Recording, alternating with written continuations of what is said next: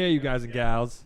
It's Brendan and Danny Devine here with Millennial Pro Wrestling. Brought to you by us, the Millennials. 2/3 of the Millennials. Brendan and Danny Devine. How are you doing today, Danny? Great. Good. This is episode 4.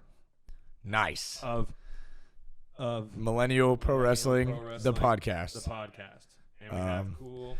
We've decided we're going to work on getting this to be an audio, like having an audio-only option. And by work on it, you mean by paying the money to make it allowed us. That's what I mean. I'm going to do that. You got to spend money to make money, baby. Yeah, because soon we're going to make millions off of this. Have you not made any money yet? Not so far. Dude, the checks are rolling in for Big B. Wow, they must have put the wrong address on it. Anyway, Brendan, what do you got on the docket for today? Today our Danny D. topic is... That works. Danny Devine. Danny D. Don't like it. Today, Sandra D. Our topic is favorite matches or matches we really like. We didn't want to put like a top 5 or top 10 because we don't know how many we're going to talk about, and we're not that weird. And it's like too hard to remember. Yeah, thing. It's too hard to remember them in order. And then that's good. I have my list. Yeah, I brought my list of all the matches I've had. Yeah. So this is another. We did an advice for a lot of the newer. If you're just starting out in wrestling, log your matches. Yeah. I think that it's something that you should do. I know a lot of people like. Our trainer Ray said that he stopped after 500. Ugh. And I was like, I think it's fun because there's something that we do, that you and me and people. We started a trend. I mean, Ray did it first, but we did it after him. Everything we do, Ray's done first. Copied Ray. But we do, at the end of the year, we'll do our top 10, and we'll post it on like social medias of our top 10 matches we had that year. Mm-hmm. And I love doing that. Me so too. I'll do that forever. 2020s will be a short list. I'll be lucky if I've had 10 matches. Yeah, that's going to be tricky. No, I've definitely had 10 matches. Mine are just going to be... It might be the only 10 matches I had. Mine are going to be all my matches with Chuck. That'll be my list. Yeah, there you go. I even had bad matches in 2020, though, that I'm like, that sucks. I don't want to... But it's going to have to be on my list because it's only 10. Yeah. Well, a curse of this podcast has been because I go back because I've been putting footage over us talking, and watching old matches that we've had is the worst imaginable. It's hard. It sucks. Some of the clips you put in there, I'm like, I apologize for anyone that paid money to watch those matches. It's not about the action. It's about the personalities. That's what I tell myself. I didn't have either one. Anyway. Shoot. Okay. So how many matches have you had in total in your wrestling career? To the date. Today is October 10th. 10th. 10 to 10. 2020. Just like this podcast. 10 plus 10 is 20. 10, 10, oh 20. My God. This is like the only time this will happen in 100 years. We should just stop now. I don't know. Anyway. No, I'll stop. I'm sorry. To this day, I had to check again. This thing right in front of me. I've had 153 matches total in my entire career. Nice. I'm at 184. And you've been wrestling for like a year and a half longer than I have. I know, but I got hurt a lot. I didn't. I got hurt once. Yeah. Once. One time. I got hurt. We're going to do an episode about injuries, but Anyway. That's a sad topic, but So I probably would have been at 200 by now if COVID hadn't canceled wrestling. So. Yeah, maybe. I like to believe you would. Yeah, I think so. But so we're going to go over our favorite ones that we've done. And now most of my matches that I've had were at MPW, Millennial Pro Wrestling, because we had a weekly show.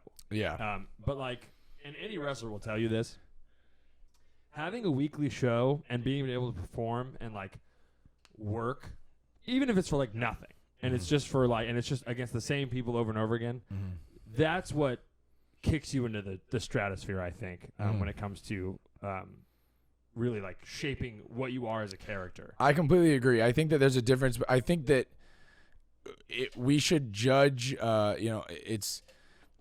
that's the like level of experience that you get from being able to work that often. Cause like there's guys that have been like, oh, I've been wrestling for 5 years and they've had 10 matches in 5 years.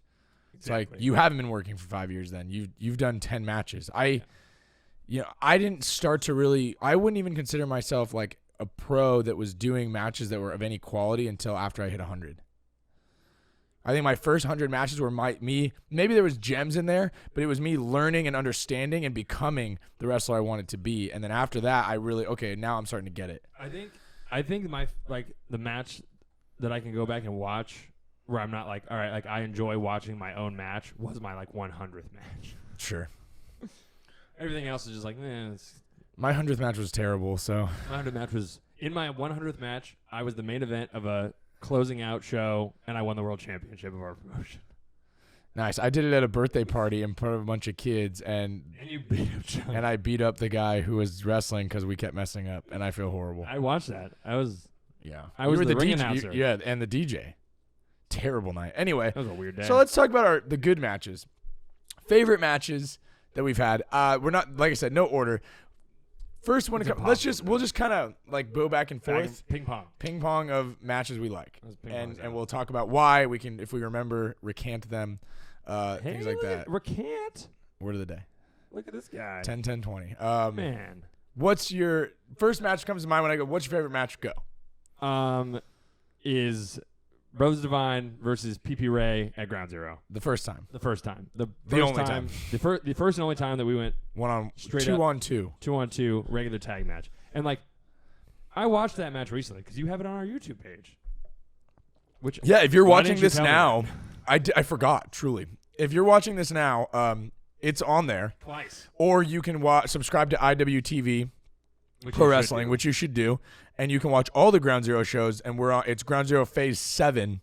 It was way back, but you can watch the full show and all of our matches from Ground Zero if you subscribe to IWTV. And I think you can use Ground Zero and you get like a discount. But that's the first match I always, when people ask me what my favorite match has been, and it's because of the entire day, right? So Ray had a really big hand in training us, and at that point, we knew Pete pretty well, and I had wrestled Pete the day before. I felt bad because I was going through episode 2 where we were talking about all the people that had made an impact on us, and we just never talked about Pete. Yeah, because Pete doesn't need the recognition. All right, from our show. I'm Peter Avalon. I'm the librarian. I'm signed. No one cares about Peter Avalon. But because that day was so weird and fun, and we told the story a little bit about like Pete stole a pizza, and we drove down there. And like the whole time we're just like laughing our asses off, and like we went and like we got like beers for afterwards, like and like when we got down there, like calling it was so easy because we were so late. First of all, we called a lot of it in the car, and like most of our false finishes were like Ray was like, these are things that I've tried to do that didn't work. You guys do them, and then like we like nailed them. Yeah, like I watched it back, and we did that like cool ass crucifix boot driver that we've never done again. We should do that more often. I know. We did ripcord zigzag. So cool. Never did it again. But that match was cool because that was our first Ground Zero win.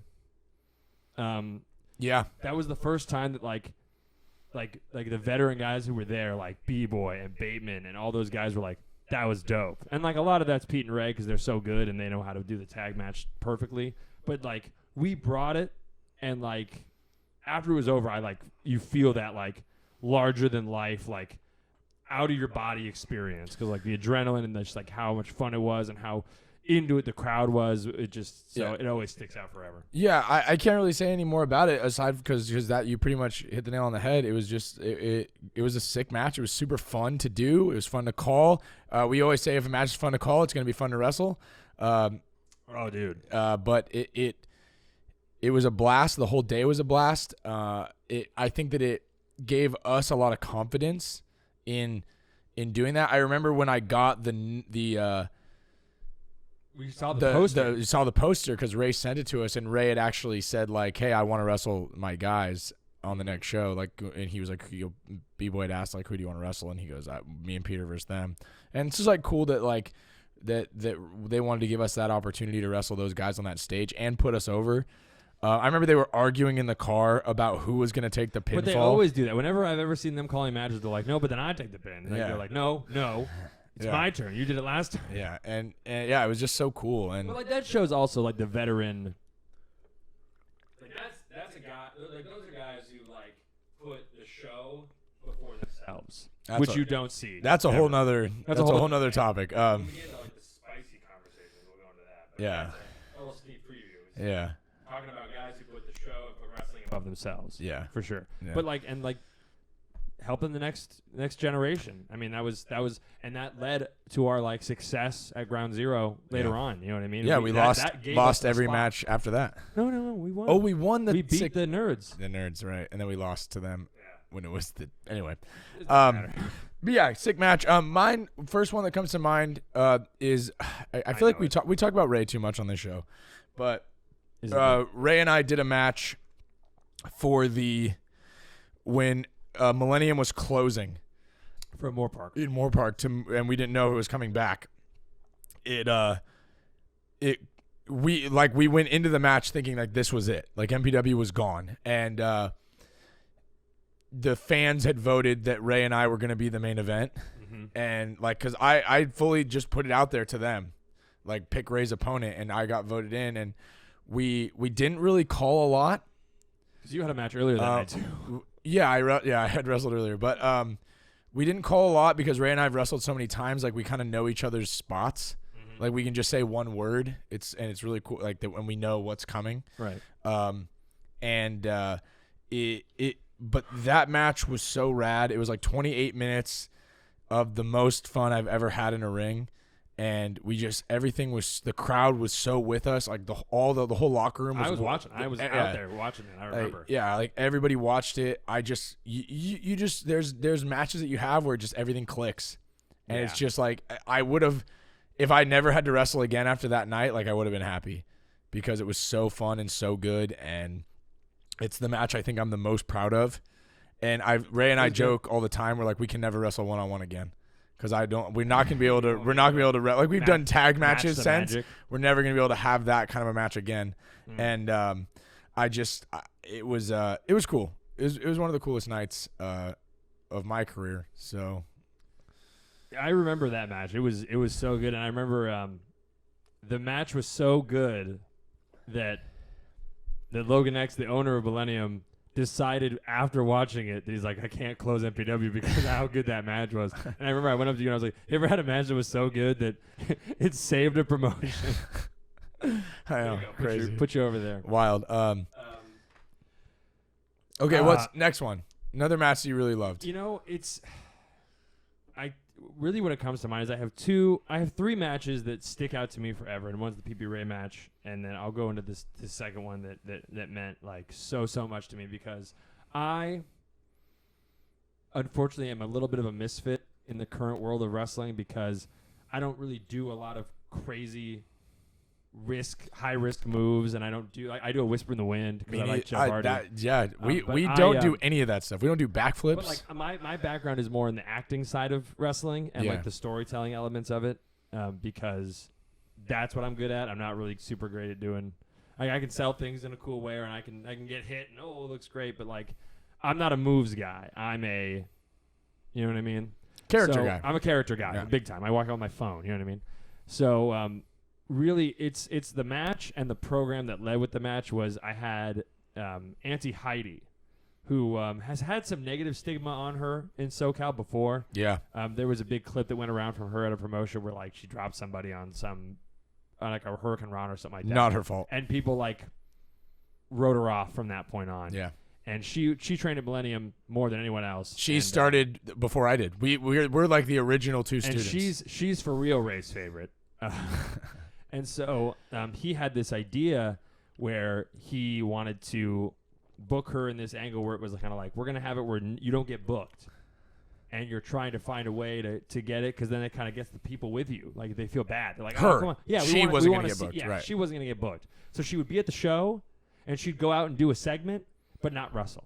And people would be like, oh, come on, like, let her wrestle. I remember she did one where it was like an open challenge and nobody came out. Nobody came out, and it was so hilarious. Yeah, so funny. But, like, we do this, and he had no idea where it was going, it seemed like. Right. And then he came to me one day, and he goes, like, I need you to be Heidi's foil because she needs something to work against. Because right now, people are getting with her. Right. You know what I mean? Like, he's like, it was totally an experiment, and people are getting behind her. So now you have nothing to do at MPW. Let's get you behind this. We'll have you be the villain in this story. You'll be the bully. Right. And I got really into it because she really needed it, and she really wanted it, and she was so excited, and she worked twice as hard as I did. But I was able to. He kind of went, "This is what I want. This is what the ending should look like. Go make it happen." Yeah. And for like weeks, she was doing different things. She'd like come out during my matches and mess with me, and I would yell at her, and I'd make fun of her. We did like a sit down talk segment, and it led to ultimately this ultimate grudge match on our big Black Friday show, which like sold out, and we were the semi-main event, and she finally snapped. Like she was like, she wants to be my friend, and I was like, I don't want to be your friend. I hate you. We'll never be friends. And eventually it led to she snapped and went like, fine, you want to be my friend, then I'm taking you down. Like there's a whole when I find time to put all the footage together, I'm going to release the whole program as what it was. And then her and I had this match, and we just went out. We had like a 20-minute match. This person who people said couldn't do anything. We went out there and we killed it. Mm-hmm. We told the story. People went nuts on every false. Everything was perfect. We went in the back, and she was in tears, and I hugged her, and I was like, that was what wrestling's about. So that match with Heidi, the grudge match, just forever. Well, I think it'll be in my top 10 as long as I'm wrestling. Yeah, for sure. that was such a great.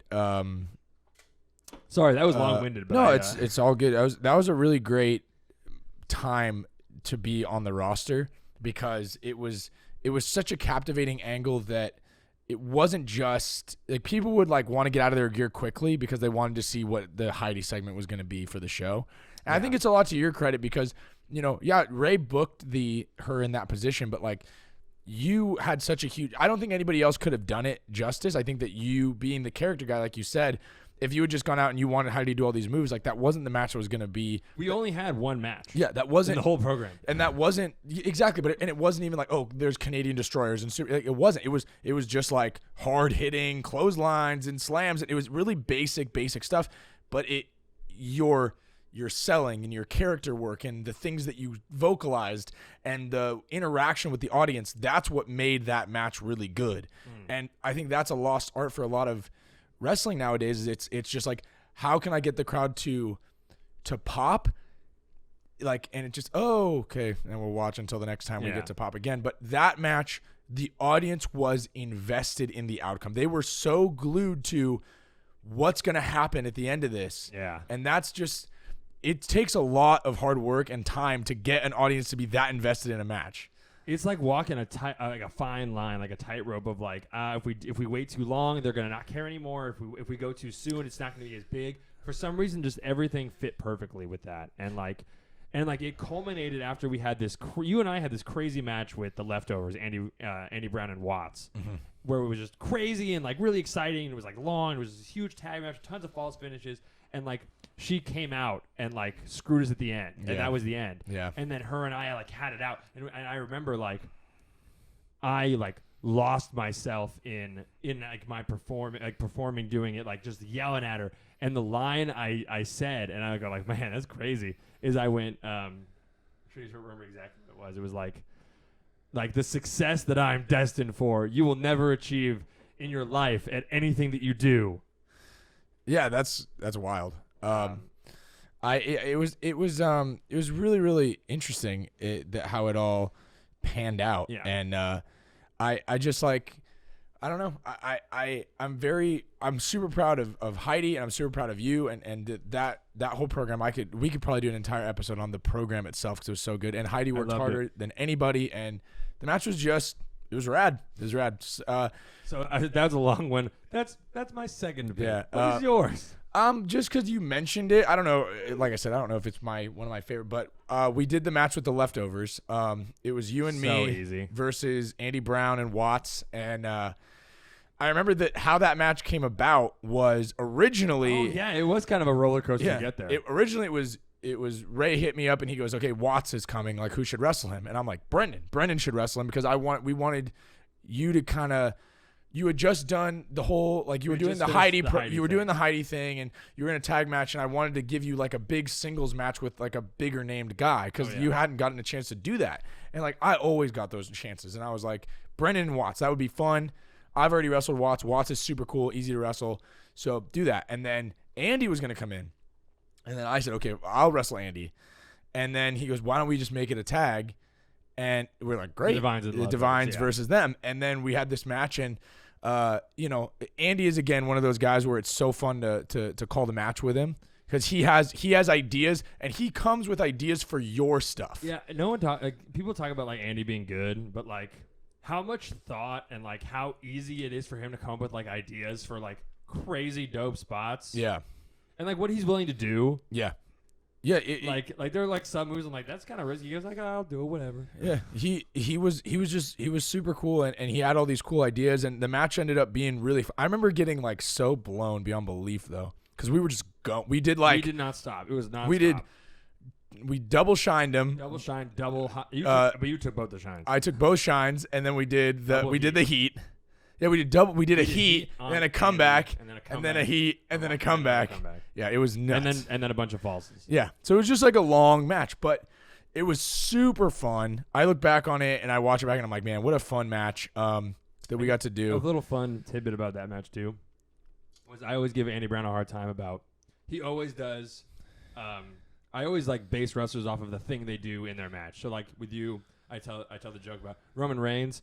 It's not a Roman Reigns match unless he gets thrown into the steel steps. Right. Happens every time. Every time. It's not an Andy Brown match unless he does a pile driver to someone on the apron or on the floor or something weird. Somewhere he's not supposed to. He always does a pile driver that's not in the ring. Yeah. And so at the end of the match, like we're figuring out what we're gonna do with the Heidi, because Heidi's gonna come out and mess with me, and he's like, oh, like I could do the pile driver on the apron. I'm like, yeah. Nice. Yeah, I remember that. Yeah, super funny. That's what he does. He does pile driver on the apron. Yeah, so that was just a fun. Keep him in the ring, Andy. He's not watching. That was just like it was a fun night to just to work with those guys, and match was cool. So I think it was on my top 10 of last year. So that's one. Okay, I gotta think another tag match. I think I'm gonna go with the AWS match that we had. Okay. Because that was wild night. That was lightning in a bottle for sure. That was yeah. So Ray is real good friends with the owner and promoter of AWS. And so he was like, I want my boys on. You want me? I want to wrestle my boys. So he brought the three of us, me, you, and Daniel Moon, and then he tagged with Frankie Frank and Diego Valens. We're all MPW guys. Mm-hmm. And we had this 6-man that so we were new to AWS. That was our first time ever being there. And so everyone else was there, and it was the like goodbye show. Yeah. Like it was supposed to be the last show they ever did. And so like we had already met everyone that was there. Mm. And like knew them, were familiar with them, but like being at AWS like was different. It has a different vibe. It does. It feels like a big deal. Like it feels like one of those shows where you like it's not the night to phone it in.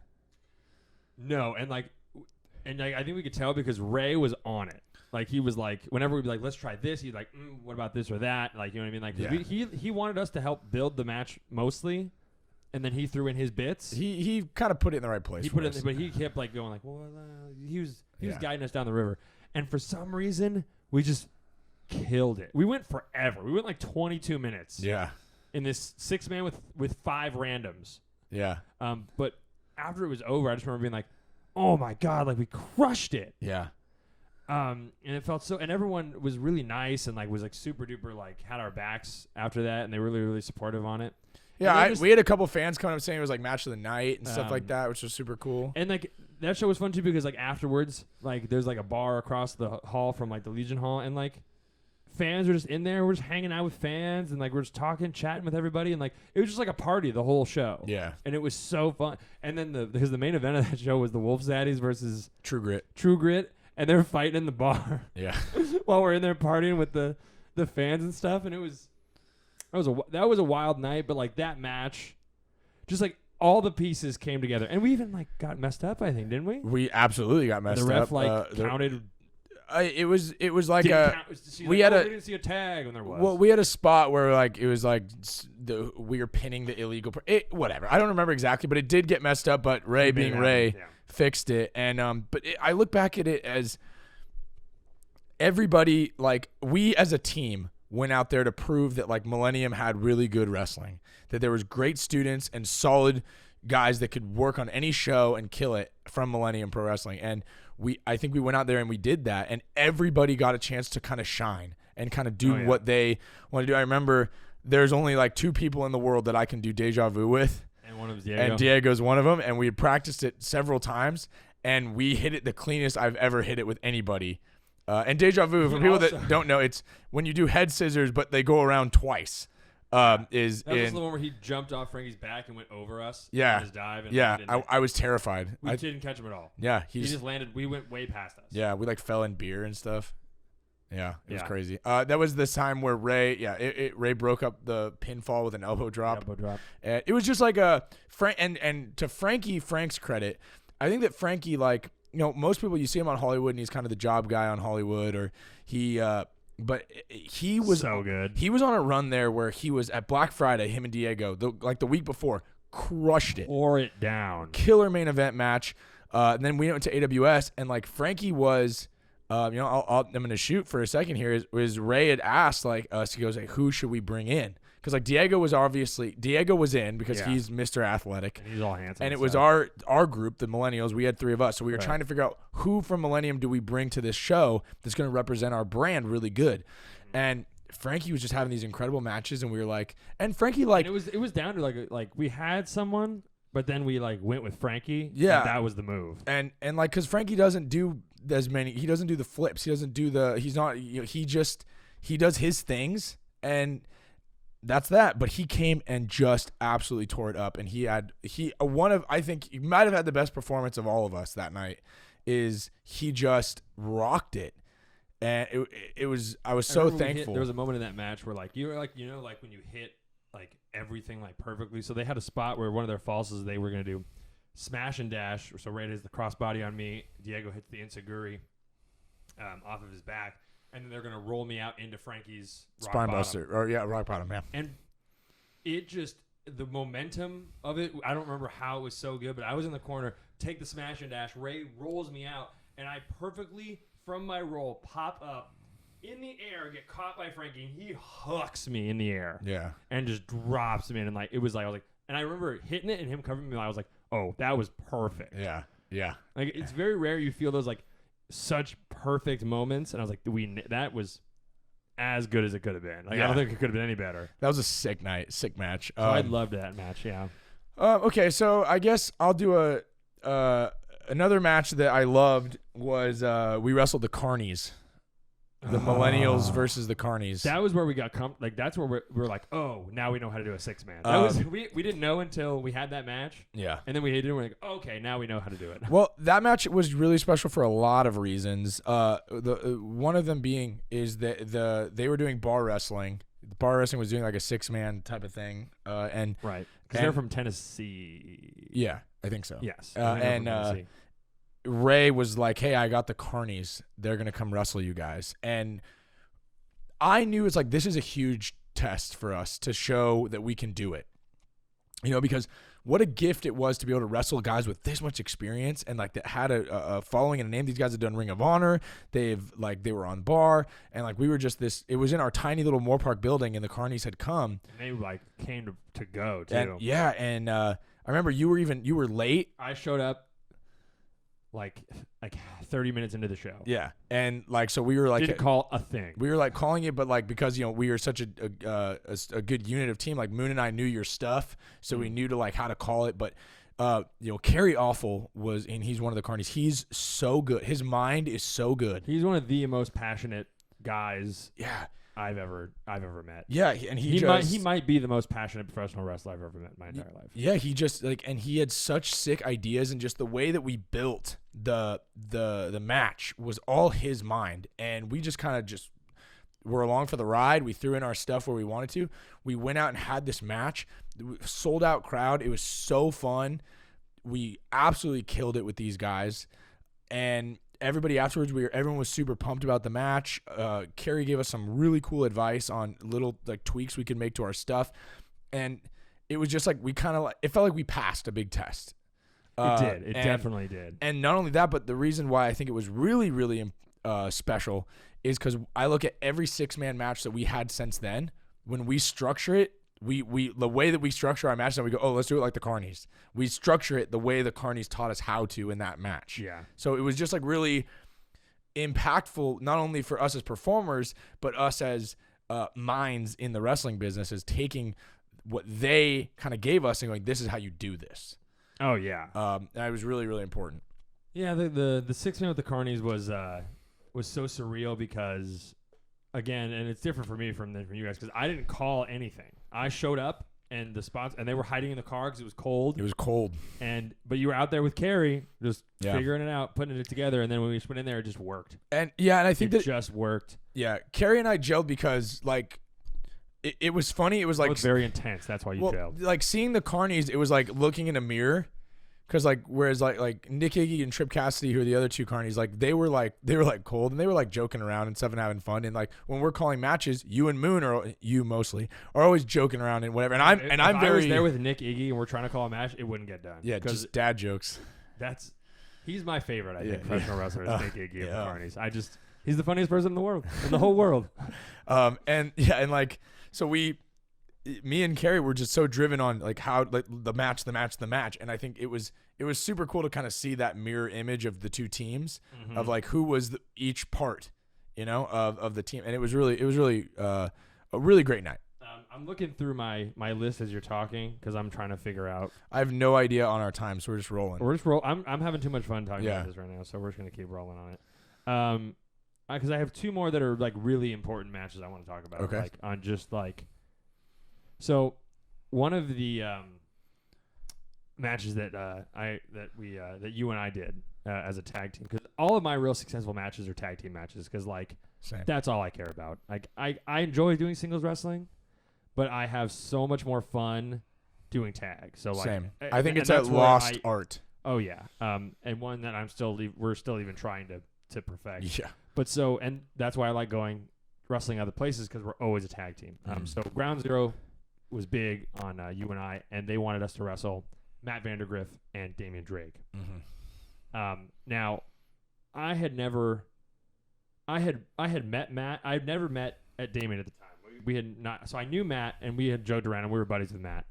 But like, I was always like, I was intimidated by Matt for sure, because he was this super guy who was like strong and could do flips and was like a Santino's. He's like a video game. Yeah, he can do anything. He's insane, but he's so like soft spoken and like super duper nice and very casual. But I was like, all right, call on a match with him.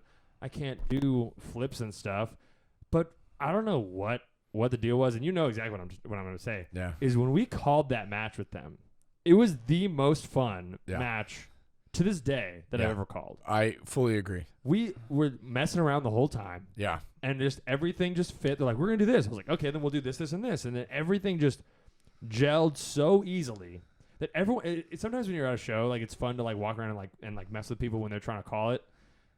And like we did that way more than we called our match because of how easy and how like just non-resistant calling it was. And I remember there was like a worm on the ground. Yeah. And we were making jokes about it. And like in the match, there was like 4 or 5 times that like we made a joke about like, remember that worm we saw outside while we're having the match? Yeah. It was and like after it was over, we watched it. Someone had like recorded on their phone. We watched it back and we're like popping at ourselves like, oh, sick. Like we nailed this. And oh, that was dope. Yeah.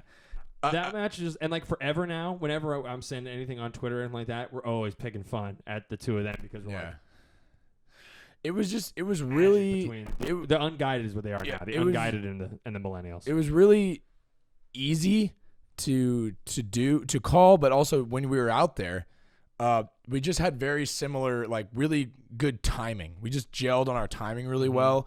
I remember like one of the moves is like Damian Drake did like the handspring double cutter, and he just like we just nailed it. Like he was in the air, caught us. We were both there. That dude is also crazy good. Yeah. I remember my favorite spot of that match was we were doing this thing where like you were hung up on the ropes, like Matt had flagged you and you like crotched on the ropes. Oh, and he murdered me. Yeah, and then he does the kick, and I was gonna like run at him in the corner, and as I'm running across the ring, like Damian Drake super kicked me like mid run, and it was like the loudest crack sound wise that I've ever gotten. And he hits the big. And then he gave me the Phoenix, but like. The timing of that, when you nail something and the crowd is just with it. Oh yeah. And he gave me that kick, and it was so clean and so good. And that spot I'll always remember. I'm gonna always like go back to it in matches if I can ever do where I'm charging and someone super kicks me. But then again, I don't want to do it because Damian hit it so good. Hit it so clean that it's tough to. But yeah, those guys I would wrestle those dudes every night. Oh yeah. It was so fun. So Yeah, and that's why I bring that up as like a favorite. Is like, even if the match wasn't like some crazy like memorable moment, just the calling of it and the execution of it, and just how well we got along with those two guys, made it a standout for sure. Absolutely, yeah, super fun. So I bring that one up, but go ahead. What you gotta? Yeah, what else you got? That's I'm going through my list still as we're talking about this. yeah. I saw that and I was like, oh, we gotta talk about that one. Yeah, we'll probably end up doing a part 2 to this one too. So Okay. we'll do one more match each, and then Okay. we'll do part 2. So I think another one that I'm going to talk about is, man, I gotta think. Do you have one? If you have one, go. What I think. I do have one. Okay. But it's like, I'll just go. I'll do it. I got it. All right, go ahead. We did the triple threat we did for both titles at the Boys and Girls Club. That's like long forgotten match. I've never actually watched it aside from a Facebook video. It's probably not that good. It's probably not good, but it was nice. It was a nice time. It was a cool culmination of like the three close friends that were gonna do this match before the millennials. Yeah, we weren't millennials, right? And it was but it was a 3-way, me and you and Moon. Yeah, the 3 of us were gonna have this triple threat. We had structured the story where I had both championships at the time at Millennium. I was the national champion. Had like the mid card and the world champion. Yeah, I was both champions. And I had this faction, and my guys were the tag champions, and I had both of these championships. I was running the show, and we had structured it to, at the anniversary show, we were going to lose everything. So earlier in the night, the evolution. That's what I wanted. I wanted evolution. So the tag guys lost the titles, and then I had this match. It was a 2 falls match. It was a 2 falls triple threat. Yeah. That the first fall was for the national championship, and the second fall was for the world championship. So somebody could conceivably win both titles. But like we didn't say one person could win. Like one person could win one person could win the other. But you weren't eliminated if you got the first fall. We made it sound like it was like winner takes all, but like that's not what happened. No, it got split. So anyway, so we had this 3-way, and technically I feel like it was fine. It was just weirdly paced. Timing wasn't there, and timing we just tried to probably do too much. But the crowd was into it. Yeah. So what are you gonna do? And but we did all this stuff, and it was really fun. You ended up winning your first championship that night. I did. Moon won the world championship. I took both falls, lost like both my titles, and it was just super fun. And it was a match I look back on fondly because of all that it took to get there. Like the 3 of us wanted to have this 3-way so bad together on this big stage, and we got to have it. And it's not often you get to wrestle with your best friends, in front of. And I remember the match actually stirred up a little bit of controversy on Facebook. That's right. Remember that? We had people that were messaging. Should we go into that now, or should we wait for that? I don't care. People were messaging us, and they weren't even messaging us. They were putting on Facebook. They were like, "It's easy to wrestle your friends and have a good match." So I'm not like you. I'm not Mr. Go on the social media and like be like, "Hey, I hate you." I just go like, Right. You do that. Yeah, people are annoying. I don't. I know. I call them out. That was the first time I had ever like gone into, and I didn't even say this is what I said. So there was this big long post about like,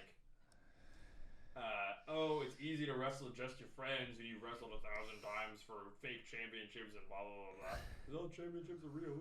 And I remember all I put as it was like on Facebook. I commented like, if you didn't like the match, you could have just said that. Yeah, I just remember. And then it exploded. Yeah, I just don't understand why. Like it was just funny that like somebody would get so mad at it. It's like, just don't watch it. There's plenty of wrestling in the world. If you don't like us, go watch somebody else. But yeah, it was funny, and that match. I totally forgot about that. Like how much, because it didn't spark any like. No, it was just. The match wasn't that crazy or great or anything like that. I still can't. Because that happened. I was in it and haven't even seen the video. It's not that great. So, it was a beautiful moment for me because I won my first title. Yeah, I think it'll always have a special place as a good match. Yeah. I think it was cool. It was fun. Anyway, you want to do part 2 then? We'll do part 2 just because I don't want people to be sitting. I know, so do I. But I don't want people to like get bored, and we got to keep them wanting more. So we'll do part 2 of our favorite matches that we've been a part of.